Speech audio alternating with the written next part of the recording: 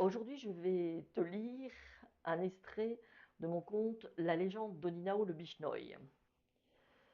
Alors tout de suite, pour éviter de quelconque malentendu, et puisque c'est une question que beaucoup de lecteurs m'ont posée,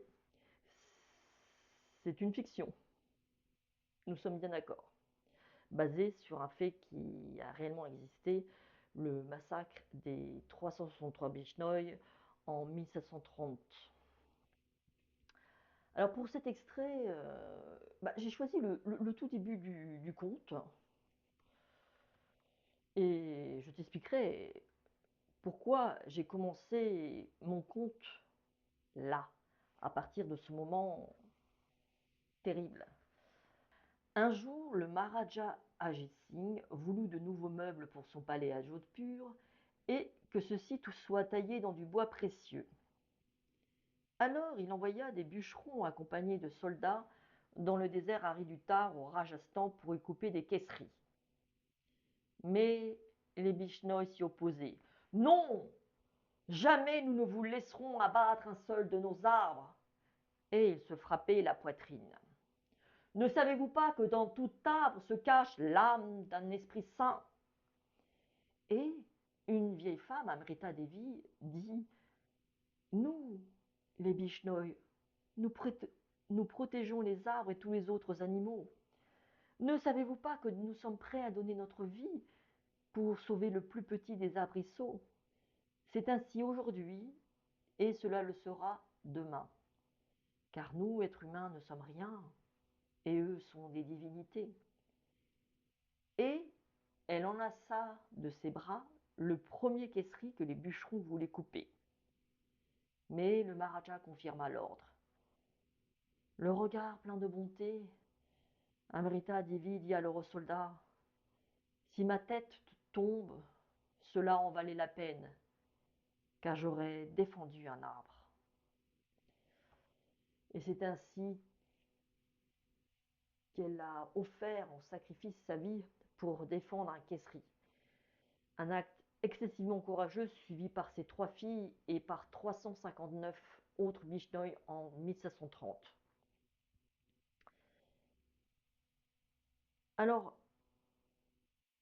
j'ai choisi de commencer mon conte à cette date-là parce que cet acte, et c'est un sacrifice colossal, c'est d'un courage immense de la part de ces Bishnoi en 1730. C'est invraisemblable pour nous dans notre culture occidentale. C'est-à-dire que pour eux, cela en valait la peine de donner leur vie pour défendre des caisseries, des arbres. Et cela en valait la peine également pour eux de sauver leur vie pour défendre des animaux non humains. Je ne sais pas si vous vous rendez compte.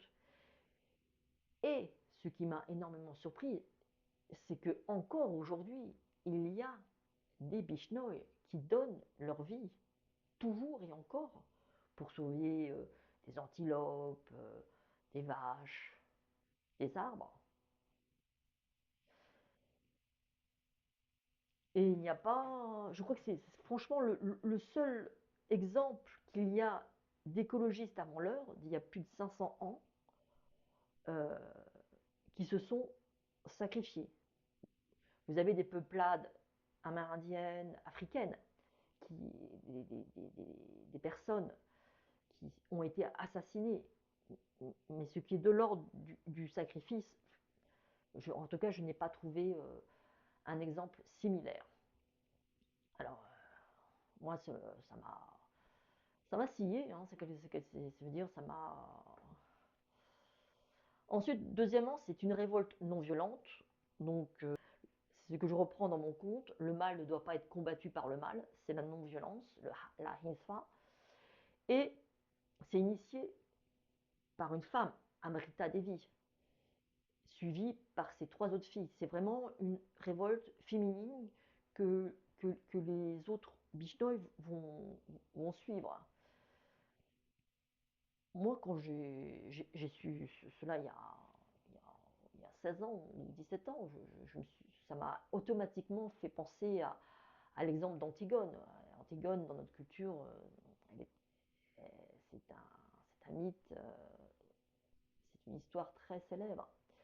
Ça m'a forcément aussi fait penser à Sophie Scholl de Device Rose, cette jeune femme de 20 ans qui s'est sacrifiée pour combattre le nazi en Allemagne à l'époque de Hitler. Et donc, il y avait vraiment, pour moi, ce qui s'est passé, pour moi, ça avait un écho très fort. Et c'est là où j'ai ajouté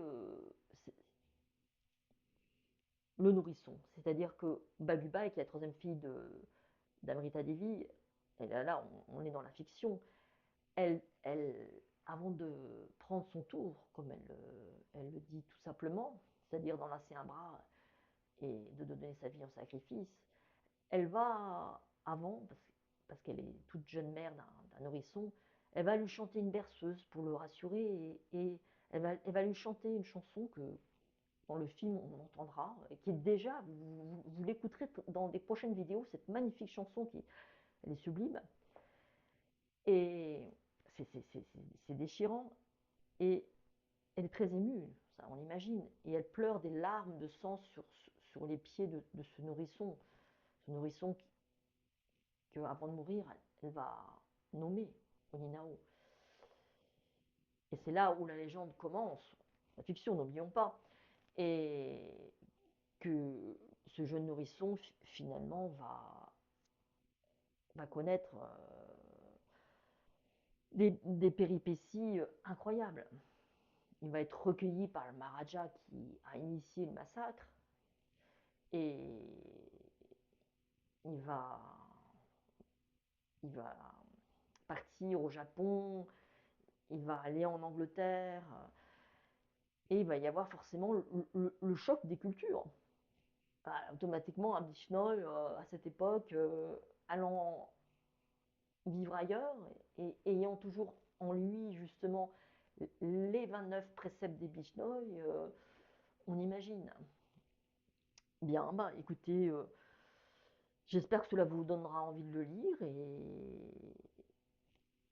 et voilà. Je vous souhaite une bonne soirée et si vous voulez me laisser des messages, vous avez mon Instagram ou mon email comme certains lecteurs le font. Je vous souhaite une bonne journée. Namasté.